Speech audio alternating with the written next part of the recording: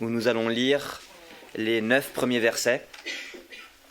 Après les lectures, les enfants pourront rejoindre l'écho du dimanche. Et pour ceux qui veulent, il reste encore des questionnaires à disposition. Et avant de commencer la lecture, je vous propose qu'on s'incline dans la prière.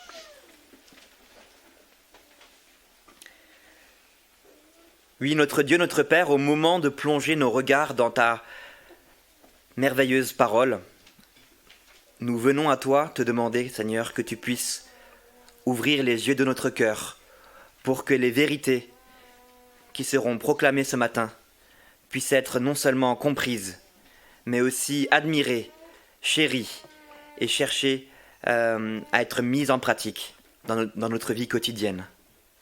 Qu'au travers de cette lecture, qu'au travers de notre écoute de ta parole, qu'au travers des mots que tu auras mis dans la bouche de Olivier, tu puisses transformer notre cœur, que tu puisses nous aider, comme nous venons de le chanter, à te connaître plus.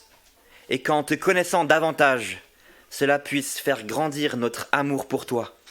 Et qu'en grandissant dans notre amour pour toi, nous puissions grandir dans notre amour les uns pour les autres, afin que le monde qui nous entoure puisse voir ta gloire au travers de nos relations, de ton Église. Et nous te prions, Seigneur, ces choses pour ta gloire dans le nom de Jésus-Christ. Amen. Amen. Daniel 9, les 9 premiers versets, page 683, pour ceux qui auraient éventuellement une Bible rouge de l'Église. C'est le début de la prière de confession de Daniel. La première année de Darius, fils d'Assuérus de la race des Mèdes, lequel était devenu roi du royaume des Chaldéens, la première année de son règne, moi, Daniel, je vis par les livres qu'il devait s'écouler 70 ans pour les ruines de Jérusalem, d'après le nombre des années dont l'Éternel avait parlé à Jérémie, le prophète. Je tournai ma face vers le Seigneur Dieu, afin de recourir à la prière et aux supplications, en jeûnant et en prenant le sac et la cendre. Je priai l'Éternel mon Dieu, et je lui fis cette confession. Seigneur Dieu, grand et redoutable, toi qui gardes ton alliance et qui fais miséricorde à ceux qui t'aiment et qui observent tes commandements. Nous avons péché. Nous avons commis l'iniquité, nous avons été méchants et rebelles. Nous nous sommes détournés de tes commandements et de tes ordonnances. Nous n'avons pas écouté tes serviteurs, les prophètes, qui ont parlé en ton nom à nos rois, à nos chefs, à nos pères et à tout le peuple du pays. À toi, Seigneur, est la justice, et à nous la confusion de face, en ce jour aux hommes de Juda, aux habitants de Jérusalem, et à tout Israël, à ceux qui sont près, à ceux qui sont loin, dans tous les pays où tu les as chassés, à cause des infidélités dont ils se sont rendus coupables envers toi. Seigneur, à nous la confusion de face, à nos rois, à nos chefs, à nos pères, parce que nous avons péché contre toi. Auprès du Seigneur, notre Dieu, la miséricorde et le pardon, car nous avons été rebelles envers lui. Notre deuxième lecture se trouve dans l'Épître aux Romains, page 863, Romains chapitre 12, où nous lisons les versets 9 et 10. Romains chapitre 12, versets 9 et 10.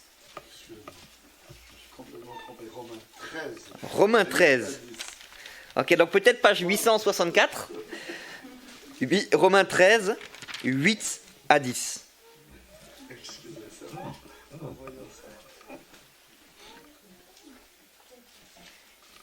Romains 13, 8 à 10. Ne devez rien à personne, si ce n'est de vous aimer les uns les autres. Car celui qui aime les autres a accompli la loi. En effet, les commandements, tu ne commettras point d'adultère, tu ne tueras point, tu ne déroberas point, tu ne convoiteras point, et ceux qu'ils peuvent encore y avoir se résument dans cette parole, tu aimeras ton prochain comme toi-même. L'amour ne fait point de mal au prochain.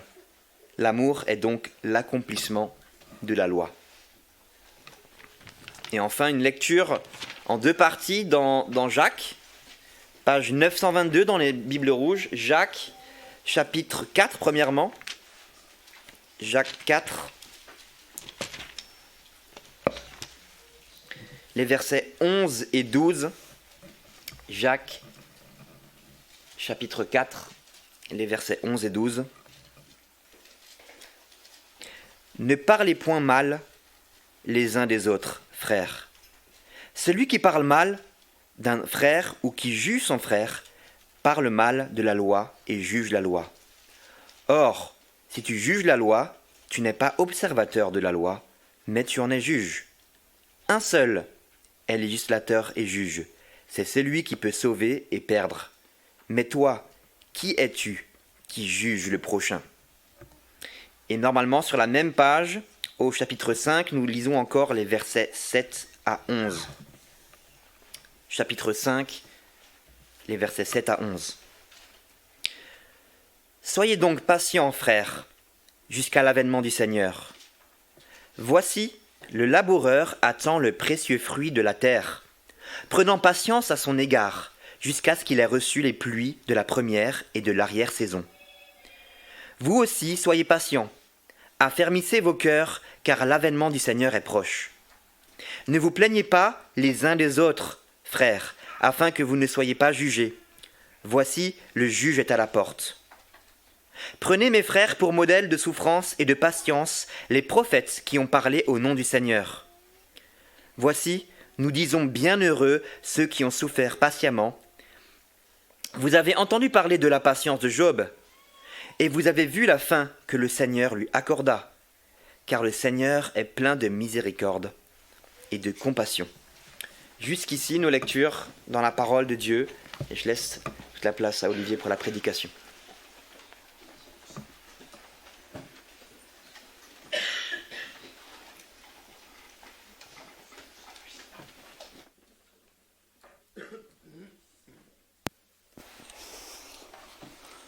C'est le moment pour l'école du dimanche aussi.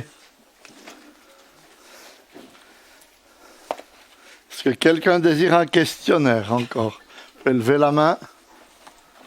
Non ? C'est bon ? Ah. Ben, je l'ai mis. C'est bon ? C'est bon ? Ok. Voilà. D'accord, c'est bien. En ce début de cette prédication, j'aimerais que vous preniez quelques secondes pour réfléchir honnêtement comment tout au fond de votre cœur vous considérez vos frères et sœurs dans l'Église.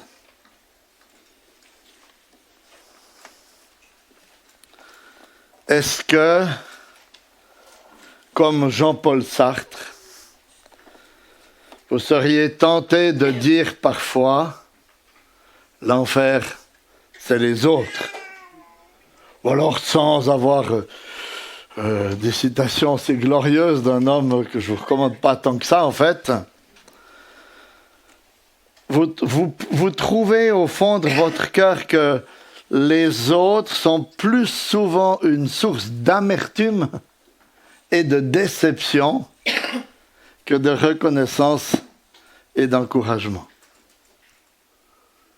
Comment cela est-il possible ? Parce qu'ils ne vous comprennent pas. Parce qu'ils vous exaspèrent avec leurs remarques désobligeantes, leur manque de maturité et de progrès. Parce qu'il vous semble être la cause de bon nombre de vos problèmes, de vos déceptions, de vos frustrations, et que vous pensez qu'ils ne font aucun effort pour que ça se passe bien. Alors que de votre côté, vous en faites. Et généralement, quels sont les fruits produits par une telle amertume dans notre cœur ? Jacques fait allusion à cela dans les deux passages que nous avons lus dans Jacques, au chapitre 4, versets 11 et 12, et Jacques, chapitre 5, versets 7 à 11. Et dans ces deux passages, il reprend cette fameuse expression qu'on est en train d'étudier ensemble dans cette série, cette expression « les uns les autres ». Et au chapitre 4, verset 11, dans ma traduction, il dit « Ne médisez pas les uns des autres, frères ». Ou dans la traduction de Valentin, c'était « Ne dites pas de mal les uns des autres ». Dans Jacques 5, 9, il dit « Ne vous plaignez pas les uns des autres, frères ». Deux expressions, vous voyez, énoncées sous forme négative, qui dénoncent ce réflexe naturel de l'être humain de considérer les autres de cette manière, avec amertume, et de réagir avec médisance, en disant du mal dans leur dos, ou en nous plaignant d'eux. Mais qu'est-ce que Dieu attend de nous dans ce domaine? Frères et sœurs, chrétiens, régénérés par l'Esprit de Dieu.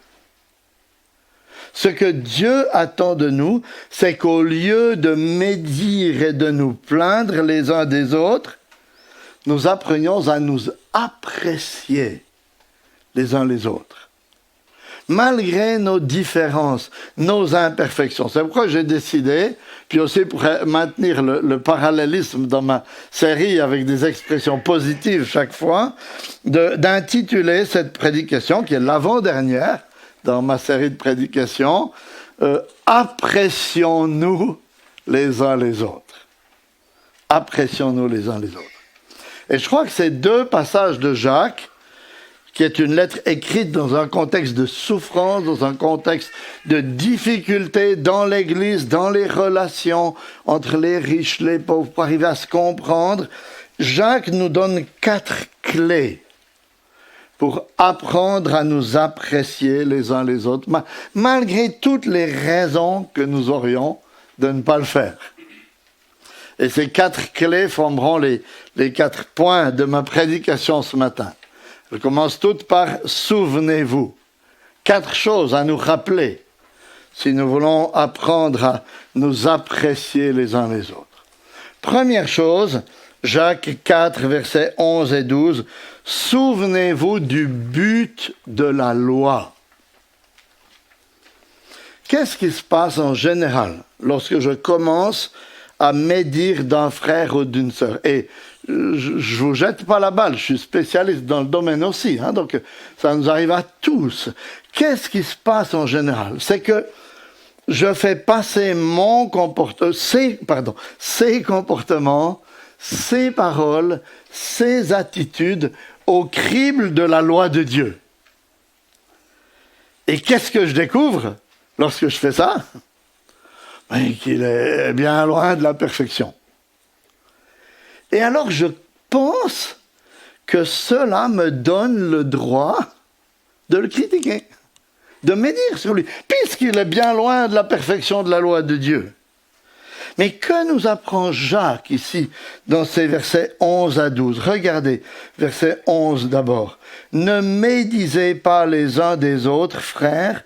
Celui qui médit d'un frère ou qui juge son frère, médit de la loi et juge la loi. Or, si tu juges la loi, tu n'en es pas l'observateur, mais le juge. » Jacques nous dit que lorsque je médis de mon frère ou de ma sœur, je suis en train de juger mon frère et je suis en train de médire de la loi et de juger la loi. Qu'est-ce que ça veut dire? Médire de la loi, juger la loi. Et il nous l'explique dans la suite du verset 11 et dans le verset 12. Ça veut dire que qu'en me servant de la loi pour juger mon frère, je me place au-dessus de la loi et je m'autorise à changer son but profond. Attendez un petit peu, ça va devenir clair. Mais qui est-ce qui a le droit de changer le but de la loi? Verset 12. Seulement celui qui en est le législateur. Seulement celui qui a établi la loi. Fin du verset 11 et verset 12. Or, si tu juges la loi, tu n'en es pas l'observateur, mais le juge. Un seul est législateur et juge, celui qui peut sauver et perdre. Mais toi, qui es-tu qui juge le prochain? Je vais prendre une illustration pour vous aider à comprendre. Pendant mon ministère, j'ai fait beaucoup de camps avec les jeunes, en particulier les étudiants. Et le soir, on passait des longues soirées à jouer à toutes sortes de jeux, plus ou moins sophistiqués au niveau des lois. Mais ce qui m'énervait, c'est qu'à peu près chaque année, voire chaque soir, ils changeaient les règles des jeux. Et moi qui avais déjà eu de la peine à les intégrer, le soir suivant, les règles étaient différentes. Et qu'est-ce que je leur disais? Vous n'avez pas le droit de faire ça. Parce que seul celui qui a créé le jeu a le droit d'en changer les règles. Mais voyez, il mettait des nouvelles règles pour rendre le truc plus compliqué. Vous voyez le genre de choses. Donc, et moi, j'étais perdu. Et vous voyez, simplement l'idée, c'est que, selon moi, le seul qui a le droit de changer les règles d'un jeu, c'est celui qui a créé le jeu. Et c'est exactement ce que Jacques est en train de nous dire ici. Qui est-ce qui a inventé la loi? Qui est-ce qui a créé la loi de Dieu? C'est Dieu lui-même. Ainsi, seul Dieu a le droit on pourrait dire, de changer le but de la loi, de changer les règles. Et en décidant, en médisant des autres, en fait, Jacques me dit que je me mets à la place de Dieu et je prends la place de Dieu. Pourquoi? Parce que je change les règles en pensant que la loi est là pour me permettre de juger les autres et de médire d'eux. Je change les règles de la loi parce que la loi n'a pas été donnée dans ce but. La loi de Dieu ne vous a pas été donnée pour que vous puissiez examiner les autres et voir combien ils sont pécheurs. La loi de Dieu, elle nous a été donnée pourquoi? Quel est le but de la loi? Le but profond de la loi, c'est l'amour. L'amour pour Dieu et l'amour pour le prochain. Vous voyez, la loi morale de Dieu, elle n'est pas là pour me donner, on pourrait dire, la maquette pour juger l'autre. Elle est là pour me donner les éléments dont j'ai besoin afin de m'expliquer très concrètement comment je dois aimer mon prochain, comment je dois manifester mon amour pour lui dans ma vie. C'est ce que l'apôtre Paul nous explique dans ce texte de Romains, pas Romains 12, 8, mais Romains 13, 8 et 9. Il faut se méfier de sa mémoire, des fois j'ai aussi mis 12, 8 ici. Quand il dit, vous voyez, celui qui aime les autres a accompli la loi. En effet, les commandements, tu ne commettras pas d'adultère, tu ne commettras pas de meurtre, tu ne commettras pas de vol, tu ne rendras pas de faux témoignages, tu ne convoiteras pas, et tout autre commandement se résume dans cette parole, tu aimeras ton prochain comme toi-même. Vous comprenez ce qu'il dit? Paul nous dit que le but profond des commandements de Dieu n'est pas de nous permettre de juger les autres, mais de nous permettre de nous montrer comment les aimer. Voilà pourquoi la médisance est un acte si arrogant, en fait. C'est parce qu'il démontre qu'en changeant le but de la loi, je me prends pour Dieu. Et je veux prendre sa place. Et qui a été le premier à vouloir agir ainsi et prendre la place de Dieu dans l'histoire? C'est Satan. Satan qui a tenté Adam, qui à son tour nous a entraînés dans le péché et la révolte contre Dieu. Ainsi, vous voyez, lorsque nous cédons à la médisance, qui est engendrée par l'amertume de notre cœur envers les autres, nous faisons l'œuvre de Satan. qui cherchent à diviser le peuple de Dieu. Alors qu'en Christ, nous avons la victoire sur cet ennemi. Par l'Esprit que Dieu a placé en nous, nous avons une force nouvelle pour résister à cette tentation et accomplir la loi d'amour envers les autres. Ainsi, au lieu de voir nos différences et nos imperfections comme des occasions de frustration et d'amertume, apprenons à les considérer comme des occasions données par Dieu pour manifester son amour aux autres. C'est ainsi, voyez, que nous grandirons dans l'unité malgré nos faiblesses, malgré nos différences, malgré notre grande diversité.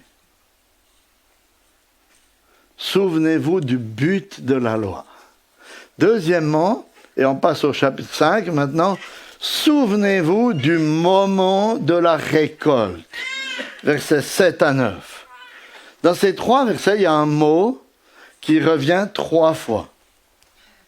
C'est le mot patience.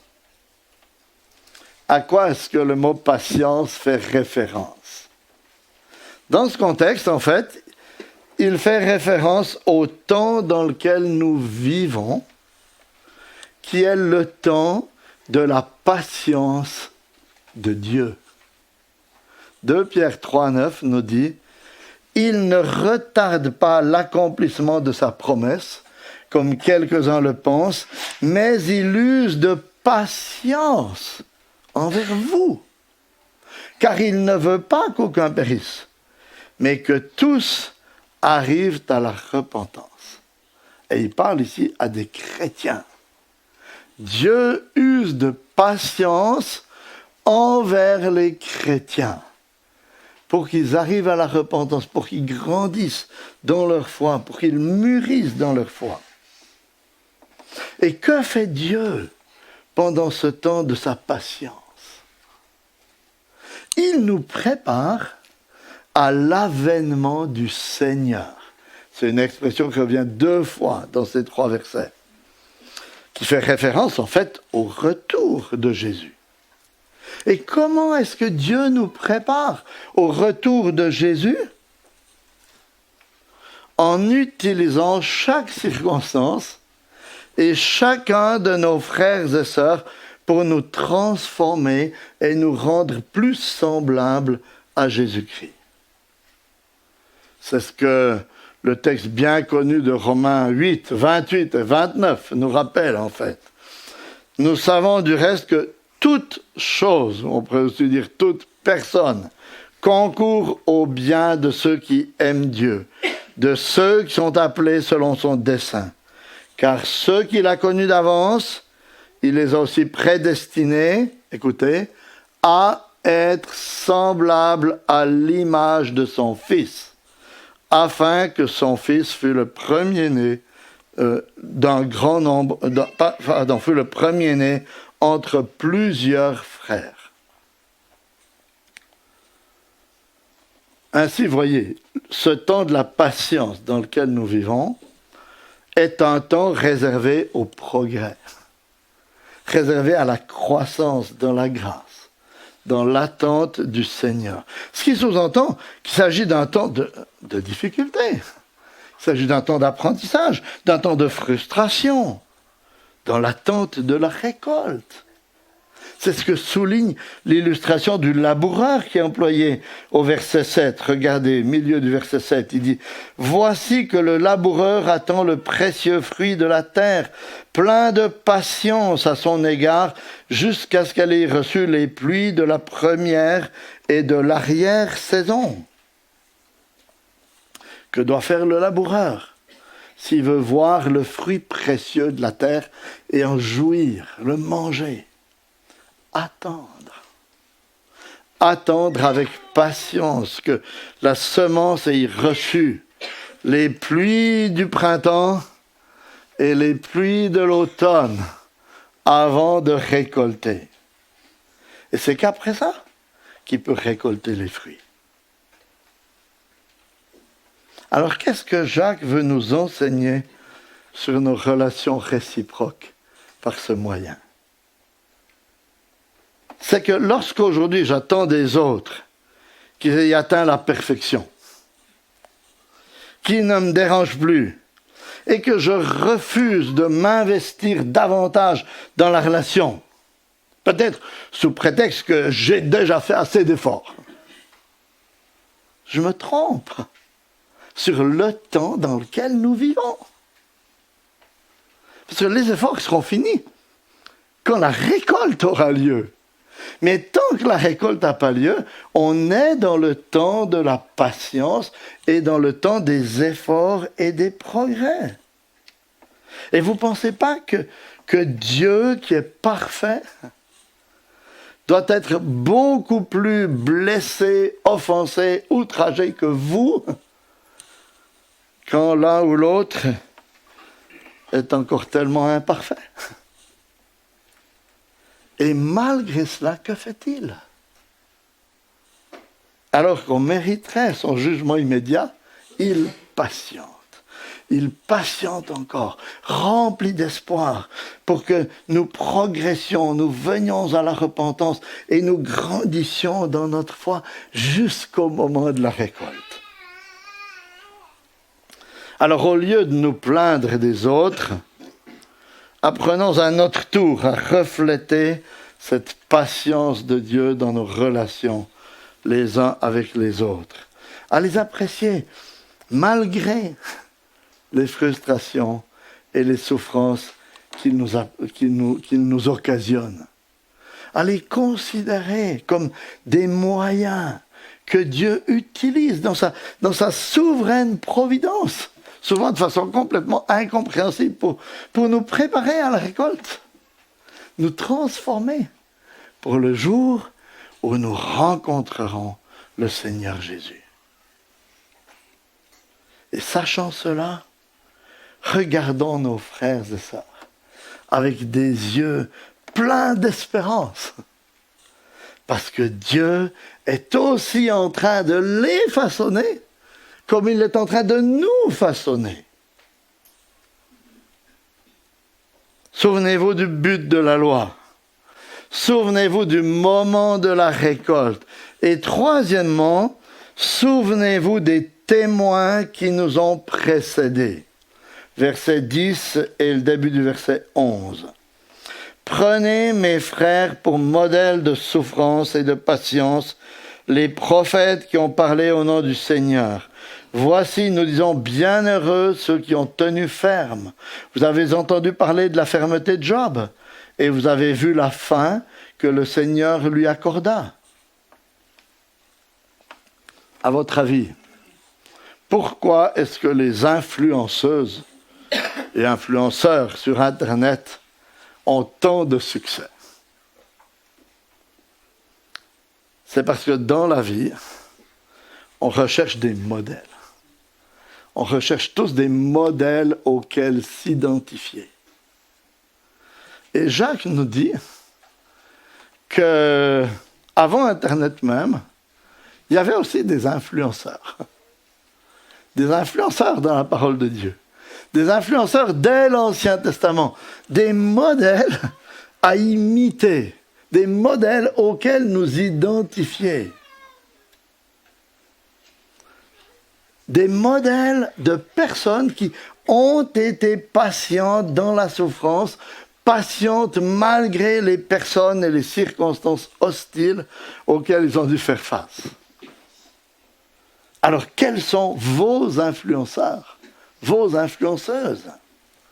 Il nous parle ici, dans le verset 10, des prophètes et de Job. Alors, on va s'arrêter quelques instants sur quelques-unes de ces personnes. On ne peut pas les voir toutes parce qu'on y passerait la vie presque, je pense. Mais Job. Réfléchissez tout d'abord à Job. Qui était-il? C'était sans doute l'un des premiers croyants de l'Ancien Testament. Il semble que le livre de Job était l'un des premiers livres de la Bible. il avait sans doute une connaissance vraiment très très limitée de la révélation de Dieu. Pourtant, la Bible nous dit qu'il était juste et droit, qu'il craignait l'Éternel de tout son cœur. Voilà un homme croyant, un des premiers croyants sans doute de l'histoire qui nous est relatée dans la Bible. Que lui est-il arrivé? En un seul jour, il a tout perdu. Ses biens, sa famille, sa santé.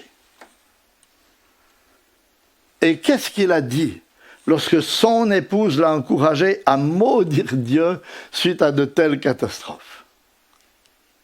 Voilà ce qu'il dit, écoutez. Tu parles comme une femme insensée. Quoi? Nous recevrions de Dieu le bien et nous ne recevrions pas aussi le mal? Job chapitre 2, verset 10. Patience. Comment a-t-il réagi lorsque ses amis sont venus l'accuser et le faire souffrir encore davantage? Pourtant, c'était des amis, mais par leur incompréhension de la situation. Patience encore. Il est resté confiant dans le Seigneur. Au point de dire, Job 13, 15, « Même si Dieu voulait me tuer, je m'attendrai à lui. » Job 19, 25 à 27, « Mais je sais que mon Rédempteur est vivant et qu'il se lèvera le dernier sur la terre. Quand ma peau sera détruite, il se lèvera. Quand j'en aurai plus de chair, je verrai Dieu. » Patience. Et que s'est-il passé à la fin de sa vie? Après avoir fortifié sa foi, après lui avoir donné la patience tout au long de cette vie difficile, la fin du livre nous montre que le Seigneur l'a comblé de bienfaits. Les prophètes, maintenant.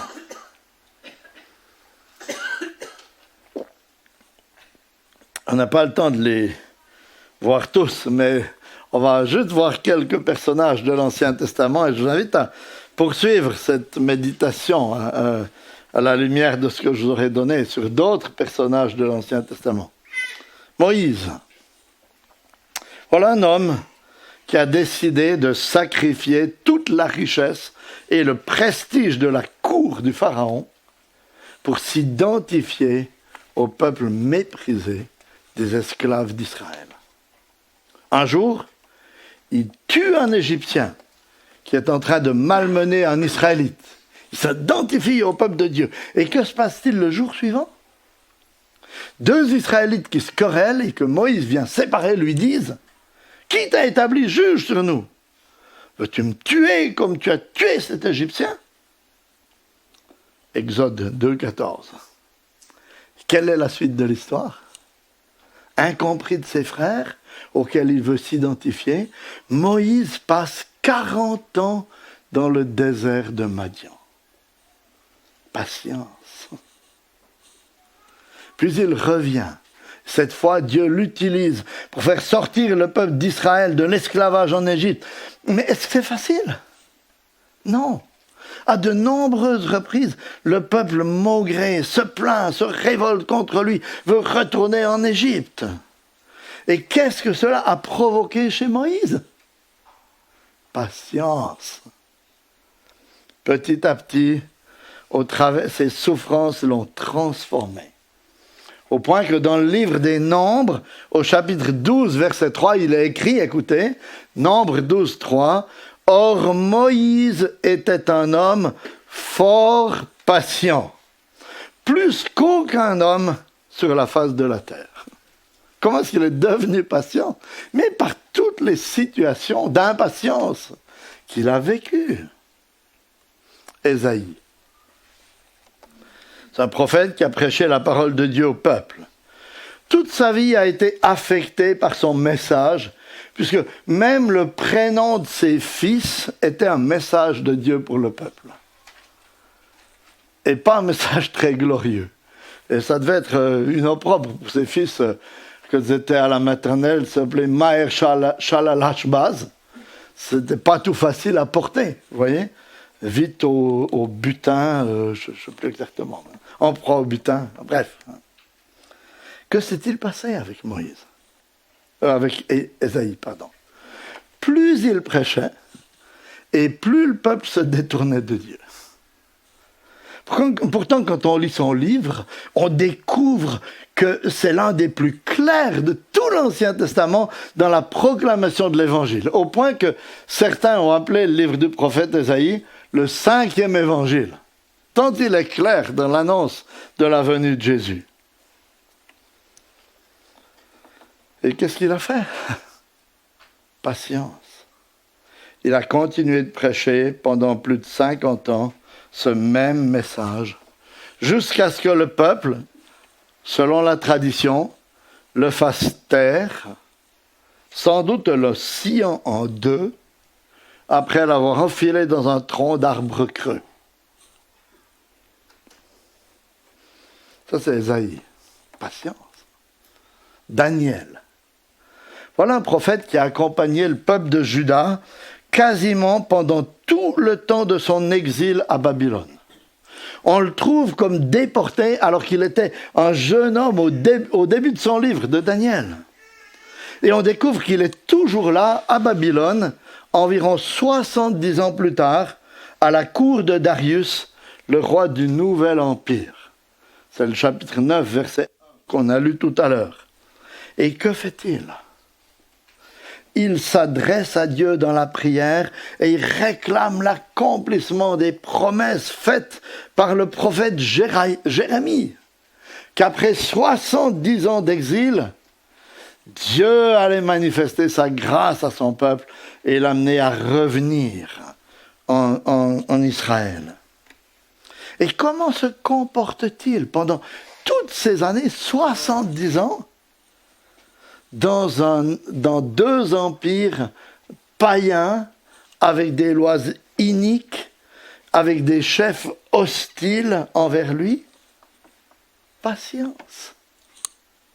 Il s'attend au Seigneur et il cherche à vivre une vie conséquente dans cet empire hostile. Et vous voyez, tous ces modèles et des dizaines d'autres sont là comme des influenceurs pour nous, afin de nous amener, nous chrétiens du XXIe siècle, à nous identifier à eux. Afin qu'au lieu de nous plaindre, au lieu de médire des autres, nous apprenions à les apprécier, à nous apprécier les uns les autres, et à apprécier, même, on pourrait dire même, à approuver même les circonstances difficiles par lesquelles Dieu nous fait passer, sachant qu'elles vont produire de bons fruits pour la gloire de Dieu. Parce que Jacques nous dit ici, bienheureux ceux qui tiennent ferme, bienheureux ceux qui patientent dans ce temps de l'attente de la récolte. Et Jacques termine son exhortation en tournant nos regards vers le caractère du Dieu qui nous a sauvés. Souvenez-vous du but de la loi. Souvenez-vous du moment de la récolte. Souvenez-vous des témoins qui nous ont précédés. Et maintenant, souvenez-vous du caractère de Dieu à la fin du verset 11. Car le Seigneur est plein de compassion et de miséricorde. Si on vous demandait de donner un trait dominant du caractère du Dieu de la Bible, lequel est-ce que vous donneriez? Est-ce que, comme le serviteur infidèle dans la parabole, vous diriez « Seigneur, je savais que tu es un homme dur, qui moissonne où tu n'as pas semé, et qui récolte où tu n'as pas répandu. J'ai eu peur et je suis allé cacher ton talent dans la terre. » Est-ce que c'est l'idée que vous avez de Dieu? Est-ce que le caractère dominant de Dieu, c'est un Dieu dur, sévère, prompt à juger, et vous avez peur de lui? Ou alors, est-ce que vous donneriez un autre trait dominant du caractère de Dieu? Que nous dit Jacques ici, voyez? il nous dit, le Seigneur est plein de compassion et de miséricorde. Ainsi, il nous apprend que la compassion, la miséricorde, le pardon de Dieu sont dans un sens, je ne veux pas exagérer la chose, mais dans un sens, son caractère dominant et sont à l'origine de sa patience. Et c'est vrai que si nous réfléchissons, nous constatons que toute l'histoire des hommes et toute l'histoire du salut est, on pourrait dire, l'histoire de la compassion, de la miséricorde et du pardon, de l'amour, de la grâce de Dieu envers les hommes. Là aussi, on pourrait passer des heures, mais juste un petit moment, réfléchissez. Qu'est-ce que Dieu a fait lorsqu'Adam et Ève se sont révoltés contre lui? Certes, il a annoncé que leur péché allait détraquer toutes les relations dans la création. Mais il leur a aussi annoncé qu'il allait écraser un jour la tête du serpent, de leur ennemi. Qu'est-ce que Dieu a fait lorsque l'humanité est devenue tellement méchante que même la descendance de Seth, d'Abel et de Seth, s'est trouvée souillée par le péché? Certes, il a envoyé le déluge, mais il a aussi fait construire une arche pour Noé et sa famille et les animaux de la terre afin de manifester sa grâce. Qu'est-ce que Dieu a fait lorsque son peuple a douté de lui, refusé d'entrer dans la terre promise? Certes, il a fait périr cette génération dans le désert, mais il a aussi fait entrer la génération suivante dans la terre promise. Qu'est-ce que Dieu a fait lorsque son peuple s'est détourné de lui en adorant des idoles dans la terre promise? Certes, il leur a envoyé des catastrophes, puis il les a déportés en exil. Mais il leur a aussi envoyé ses prophètes pour les rappeler à lui. Puis il les a aussi fait revenir de l'exil. Puis il leur a envoyé son Fils unique qu'il avait promis tout au long de l'Ancien Testament. Et qu'est-ce que Dieu a fait lorsque le peuple d'Israël a rejeté ce Fils et l'a cloué sur la croix? Certes, il a jugé la nation d'Israël en détruisant le temple et la ville de Jérusalem, mais il a aussi ressuscité son Fils, envoyé l'Esprit, afin que la bonne nouvelle du salut soit annoncée dans le monde entier, et qu'ainsi la promesse faite à Abraham d'un peuple innombrable d'entre toutes les nations, qui célèbre sa gloire, la gloire de sa grâce, soit rassemblée pour l'éternité. Quelle grâce, voyez, quelle miséricorde. Voilà quel est le trait dominant de Dieu. Le trait qui devrait, à notre tour, nous, enfants de Dieu, nous caractériser dans nos relations, afin que nous apprenions à nous apprécier les uns les autres, plutôt qu'à médire et à nous plaindre les uns des autres. Alors certes, cela ne veut pas dire qu'il s'agit de tout accepter sans broncher dans nos relations réciproques, parce que le péché est grave aux yeux de Dieu, mais n'oublions jamais que nous sommes des ambassadeurs de sa grâce. Cette grâce qu'il a manifestée tout au long de l'histoire et aussi en particulier en Christ à la fin des temps.